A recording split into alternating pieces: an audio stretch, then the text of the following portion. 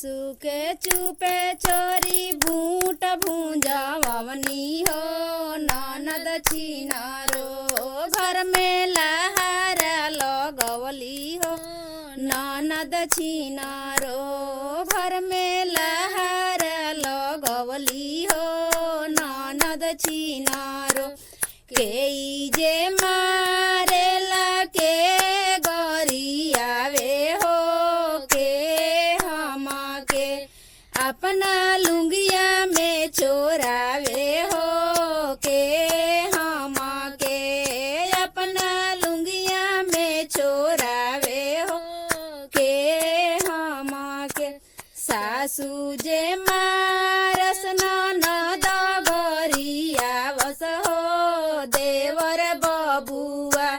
हमना लुंगिया में चोरावस हो देवर बबुआ अपना लुंगिया में चोरावस हो देवर बबुआ काला जे रही तू भाभी जुल्फी में चोरैती हो गोर बाड़ू तोहके कहाँवा चोराई हो गोर बाड़ू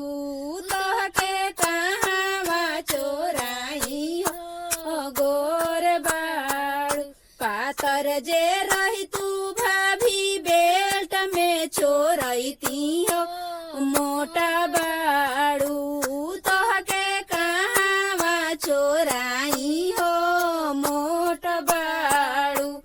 तोहके कहाँवा चोराई हो मोट बाड़ू छोटी मोटी रही तू भाभी पॉकेट में चोरैती हो लंबा बाड़ू तोहके कहाँवा चोराई हो लंबा बाड़ू तोहके कहाँवा चोराई हो लंबा बाड़ू सासू के छुपे चोरी बूट भूंजवनी हो ननद छिनारो ससले लहार लगवली हो ननद छिनारो सस से लहार लगवली हो